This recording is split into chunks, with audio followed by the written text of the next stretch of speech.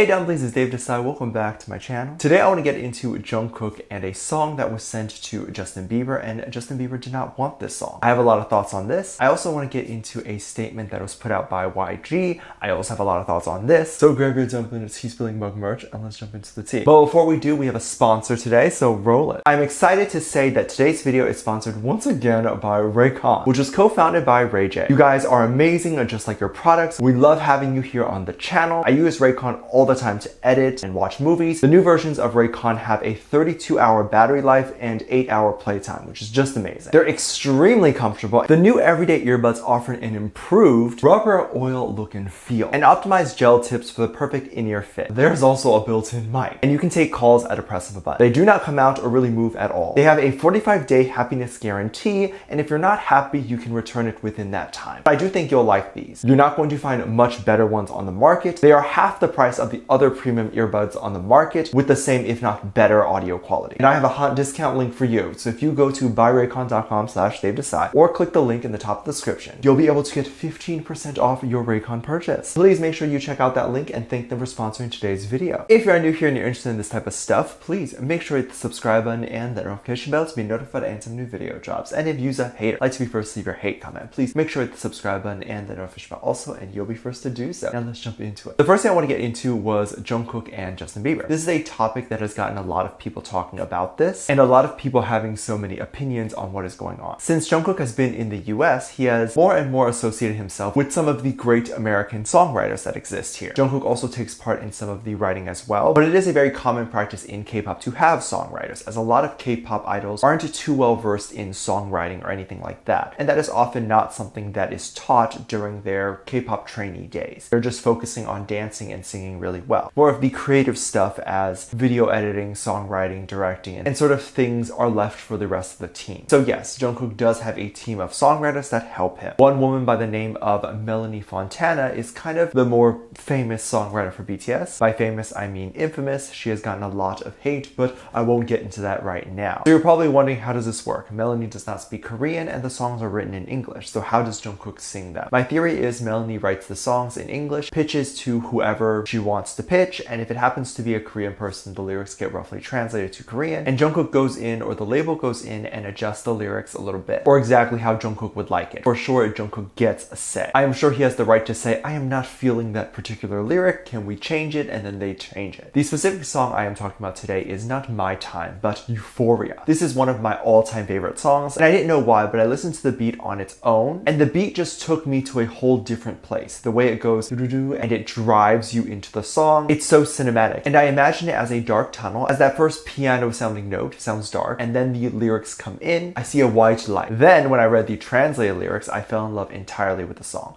Of course, Jungkook's voice is amazing, and that helps too, but we knew that already. That's not something new coming from Jungkook. He absolutely slayed the song, and it very easily became one of the best songs I have ever heard, and I was not surprised by the amount of work that went into this track. Quick side note, I'm always amazed at how celebrities make millions of dollars, because there's so many people on their team that take royalties from just one track that I don't even know how there's any money left over. Anyway, we recently found out that this song was initially sent to Justin Bieber first. Of course, the English version, not the Korean version. I have to say, I don't know if Melanie has written for Justin Bieber before, but this totally sounds like a song that Justin would do. The lyrics are great, the song gives me Ed Sheeran vibes, and Justin and Ed collab a lot. So the melody is a very familiar type of sound that I find to be aesthetically pleasing to the ears. I hope this makes sense. I wonder if anyone else feels the same way about this song. It's like no song has topped Euphoria for me. It's my all-time favorite. I can listen to it forever. However, it was definitely very shocking to hear how Justin Bieber rejected and turned down this song. Of course, a lot of ARMYs were happy about this because it ultimately ended up with the right person, and it was sung by someone like Jungkook so beautifully. People were wondering why a song like this would not be up to Justin's standards, and ultimately why did Justin's team decide to go another way. But regardless of what the reason is, I think it ultimately fell into the right hands, and the song works much better with Jungkook's voice than maybe it would have with Justin's. The song seems to resonate with Jungkook very much, and even when you watch the live performances, you see the amazing choreography by Jungkook and how emotional and crazy good the performances are. Justin can of course dance, but it would have no doubt been a different type of choreography and piece of work. I am personally not upset that maybe Justin deleted the song or really didn't like it. It fell into the right hands. And the reason why I say Justin may not have really liked it was because there really isn't a demo or a version that exists with Justin singing it. If he liked it and it just so happened to not fit with the album, the song maybe would have been recorded. It just wouldn't have been officially released. But that is just my conspiracy theory. The story came from Melody herself, as she shared the backstory of Euphoria and even said the song didn't have a K-pop feel to it, and it for sure doesn't. It feels more like a song or a movie or something like that. And I guess this is why the song became so iconic, because it was just such a standout song from what BTS was making at the time. As always, BTS breaks the mold and does something different that no other K-pop idols are really doing, and they really kill it. I hope in the future the two idols will collab and do something together, hopefully something in both of their styles, and really create something they would be happy to put out together. Jungkook has talked very openly about a collab with Bieber. Bieber seems to be okay or down with it, but in general, Justin doesn't collab with too many people on his songs. They're usually rappers, not really singers. So it may not happen anytime soon, as it probably wouldn't feel authentic to Justin. There's so much going on in K-pop right now. There's a lot to cover and talk about. I am curious when a story gets so big that the company itself has to come out and address it and address whatever is going on, and that is just crazy to me. For example, Blackpink has been in the news recently, and Jisoo has been rumored to be dating a very interesting person, someone who no one really would have thought of. However, all the girls have had really crazy dating rumors, and really big ones, except for Jisoo. And now I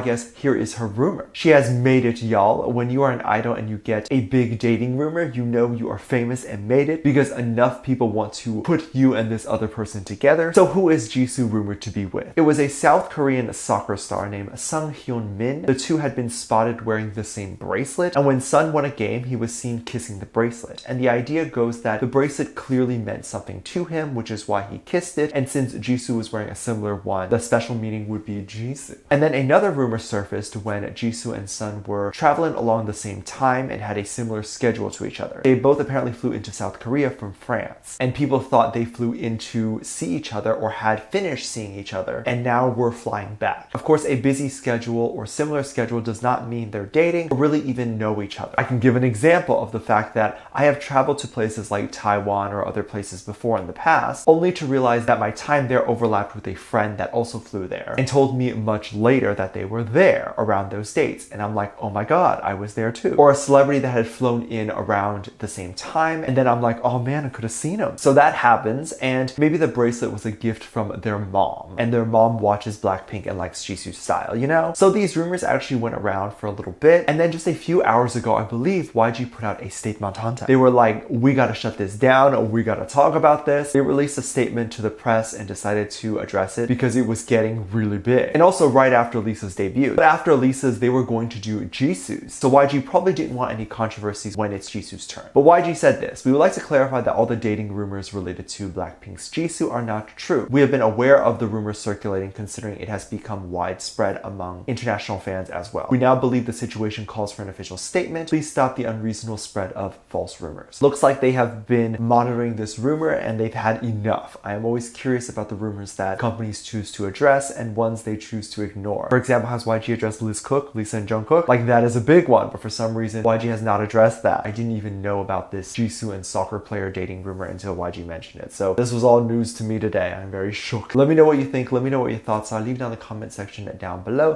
Give this video a thumbs up, subscribe if you haven't already, and I'm featuring this comment right here. Thank you so much for your comments.